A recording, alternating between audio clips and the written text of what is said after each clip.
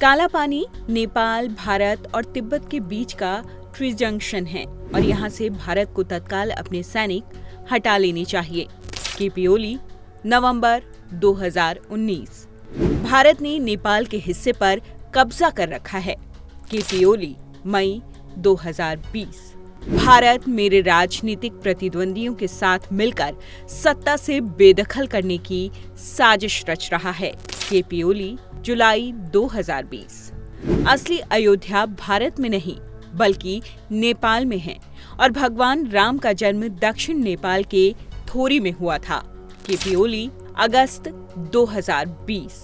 ये सारे बयान केपी ओली के हैं जो अब नेपाल के पूर्व पीएम हो चुके हैं।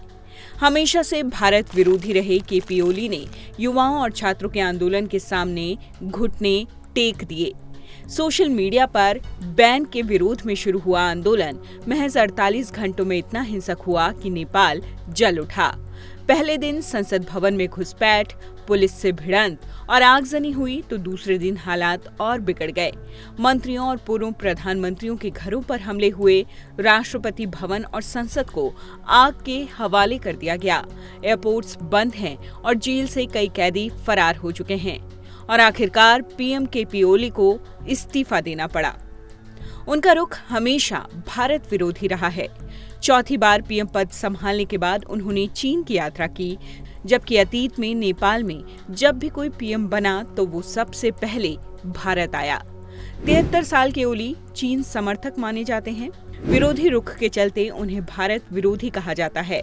नेपाल की छवि भारत विरोधी और चीन समर्थक।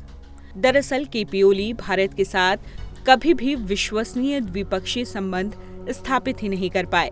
पहली बार उन्होंने 11 अक्टूबर 2015 को नेपाल के पीएम का कार्यभार संभाला। तब उनकी छवि पूरी तरह से भारत विरोधी और चीन के समर्थन वाली थी। भारत के साथ नेपाल के संबंधों में तनाव। ओली के कार्यकाल के दौरान कई बार ऐसे कदम उठाए गए जिसने भारत के साथ नेपाल के संबंधों में तनाव पैदा करने का काम किया। अपने पहले कार्यकाल जो कि 2015 से 2016 के बीच था, ओली ने चीन के साथ एक ट्रांजिट और परिवहन समझौता किया। इससे भारत का नेपाल के विदेशी व्यापार पर एकाधिकार समाप्त हो गया।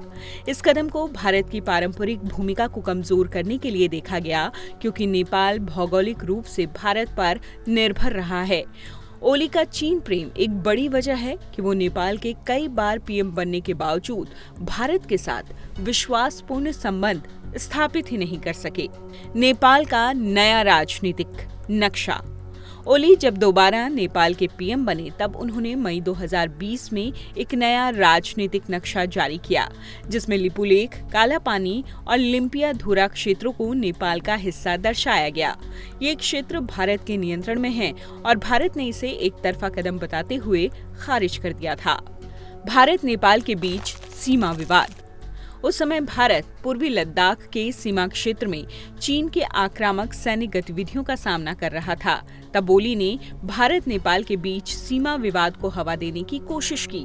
हालांकि तकरीबन 1 साल बाद ही उन्हें राजनीतिक अस्थिरता की वजह से इस्तीफा देना पड़ा था। इसके अलावा भी वो भारत के खिलाफ कई बार बयानबाजियां करते रहे हैं। भ्रष्टाचार, सत्ता का दुरुपयोग और लोकतांत्रिक संस्थाओं को कमजोर करने के आरोप लगातार केपी ओली के साथ जुड़े रहे। भारत जैसे दोस्त से केपी ओली ने दुश्मनी की, जनता को खूब लूटा, महलों में रहे, सत्ता का दुरुपयोग किया। नेपाल की जनता भूखी थी, बेरोजगार थी, ठगी हुई महसूस कर रही थी और आखिरकार उसका गुस्सा सड़कों पर दिखा। ओली को कुर्सी छोड़नी पड़ी। खबर आ रही है कि केपी ओली अंडरग्राउंड हो चुके हैं। हालांकि उनके नेपाल छोड़ने की खबरें भी आ रही हैं। केपी ओली अभी इस वक्त कहाँ हैं, इसके बारे में कोई सटीक जानकारी सामने नहीं है। इन सब के बीच भारत कह चुका है कि नेपाल का ये आंतरिक मामला है जिसमें वो हस्तक्षेप नहीं करेगा। बस उम्मीद करता है कि स्थिति जल्द से जल्द शांतिपूर्ण होगी।